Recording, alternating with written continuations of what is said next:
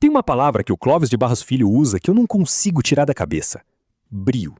Não disciplina, não foco, não produtividade. Brio, que é uma palavra antiga, quase fora de moda, mas que carrega algo que nenhum curso de gestão de tempo vai te ensinar. Brio é o tesão de se importar de verdade com o que você está fazendo. É a diferença entre fazer porque tem que fazer e fazer porque algo dentro de você precisa saber mais. E é exatamente essa palavra que explica por que você procrastina. Não é preguiça, não é falta de disciplina, não é o celular, não é a série, não é o seu ambiente de estudos. É que você está tentando fazer algo pelo qual você não tem brio nenhum. E seu cérebro, que não é burro, se recusa a gastar energia com o que não faz sentido para ele. O problema não é você, é o seu critério para se relacionar com o conhecimento. Você não gosta de matemática. Tudo bem, mas deixa eu te perguntar uma coisa. Você não gosta porque tentou entender e não conseguiu? Ou porque nunca de fato quis saber o porquê daquilo? Porque tem uma diferença enorme entre as duas coisas. Uma é limitação. A outra é escolha disfarçada de limitação. E a maioria das pessoas vive na segunda sem perceber. Pense em como você aprende qualquer coisa que realmente te interessa. Videogame, culinária, moda, futebol, música, qualquer coisa. Você não decora regras, você mergulha. Você quer saber a origem, a estratégia, o porquê de cada detalhe. Você passa horas sem perceber porque o tempo some quando você tem brio pelo que está fazendo. Agora compara com como você estuda o que te obrigam a estudar. Você abre o livro, lê a mesma linha 4 vezes sem absorver nada, olha para o celular, volta, lê de novo, desiste e chama isso de procrastinação. Não é procrastinação, é seu cérebro te dizendo que você está tentando engolir sem mastigar, que você está memorizando sem entender, que você está fazendo decoreba e chamando isso de aprender. E decoreba não gera brio, gera tédio. Pensa no Euler. Leonhard Euler, um dos maiores matemáticos da história, ficou cego aos 59 anos, completamente cego, e continuou produzindo matemática. Ditava os cálculos para outras pessoas escreverem. Não parou, não diminuiu. Na verdade, dizem que ficou mais produtivo depois de perder a visão, porque sem a distração do mundo visual, a mente matemática dele ficou ainda mais afiada. Agora me diz, você acha que Euler decorava fórmulas? Ou você acha que Euler entendia tão profundamente o que estava fazendo que a fórmula era só a consequência natural desse entendimento? Brio não é força de vontade. Força de vontade você usa para aguentar o que não quer fazer. Brio é o que acontece quando você decide realmente entender algo em vez de só passar por ele. E o mesmo vale para Ramanujan, um homem que cresceu na Índia no começo do século passado, sem acesso a livros avançados, sem professor, sem universidade, e redescobriu sozinho teoremas que matemáticos europeus levaram séculos para desenvolver. Não porque era um alienígena, mas porque tinha uma relação com os números que ia além de resolver exercício. Ele queria saber o que os números escondiam, queria entender a linguagem por trás deles. Isso é brio. E brio não é dom, é postura. E aqui está o ponto que ninguém te conta sobre procrastinação. Você não procrastina o que você entende. Você procrastina o que parece arbitrário, sem sentido, desconectado de qualquer coisa que importa para você. E aí a solução que todo mundo oferece é técnica. Faz uma lista, divide em partes menores, usa o método Pomodoro, recompensa você mesmo depois de estudar. E funciona por 2 dias. Depois você volta a procrastinar, porque a técnica não resolveu o problema. O problema é que você ainda não tem brio pelo que está fazendo.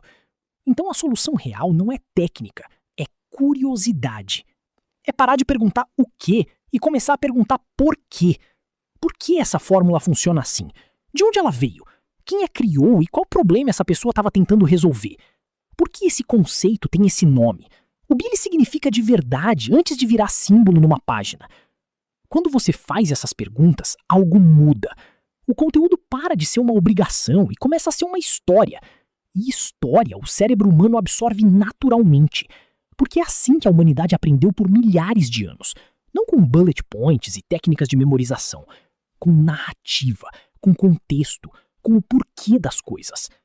O Clóvis fala muito sobre isso, que você não pode fazer algo bem feito sem se importar com isso, que excelência não nasce de obrigação, nasce de brio, de uma relação de respeito e curiosidade com o que você está fazendo.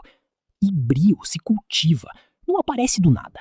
Você cultiva quando para de tratar o conhecimento como um obstáculo a ser superado e começa a tratar como território a ser explorado. A diferença é enorme. Obstáculo você quer passar por cima o mais rápido possível. Território você quer conhecer. Você anda devagar, olha os detalhes, quer entender o que está escondido nos cantos. talvez você esteja pensando agora, mas eu realmente não gosto de matemática, ou de história, ou de física, ou de qualquer coisa que te obrigam a estudar. Tudo bem, mas deixa eu te perguntar de novo, com mais precisão dessa vez. Você não gosta ou você nunca deu uma chance real para entender? Porque tem uma coisa que é quase universal. Quando você entende algo de verdade, quando aquele clique acontece, quando a peça encaixa e de repente faz sentido, você quer mais.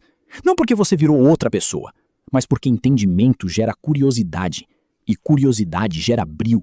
E brio elimina a procrastinação naturalmente, sem técnica, sem lista, sem recompensa artificial. O problema é que a maioria das pessoas desiste antes do clique. Porque o caminho até o clique é desconfortável, é confuso, é lento. E num mundo que entrega tudo em 30 segundos, sentar com o desconforto do não entender ainda parece insuportável. Mas é exatamente esse desconforto que precede o entendimento real. É o preço do brio. E sabe qual é a ironia de tudo isso? As pessoas que você admira, as que parecem inteligentes, as que aprendem rápido, as que produzem muito, elas não têm mais disciplina do que você. Elas têm mais brio. Elas encontraram uma forma de se relacionar com o conhecimento que gera curiosidade em vez de tédio. E essa forma não é talento, é hábito mental. É a decisão de sempre perguntar por quê antes de aceitar o quê. Você pode desenvolver isso. Agora. Com qualquer assunto. Pega qualquer coisa que você está procrastinando hoje. Qualquer coisa. Em vez de abrir e tentar decorar, faz uma pergunta diferente. De onde isso veio? Por que existe? Qual problema alguém estava tentando resolver quando criou isso? Essa pergunta muda tudo. Porque ela transforma você de receptor passivo em investigador ativo. E investigador ativo não procrastina. Ele quer chegar na resposta. Inteligência não é capacidade de memorizar. É capacidade de se perguntar. É a disposição de ficar desconfortável com o não saber até que o entendimento chegue. E entendimento, diferente de memorização, não some na véspera da prova. Fica. Porque virou parte de como você pensa, não de quanto você guarda.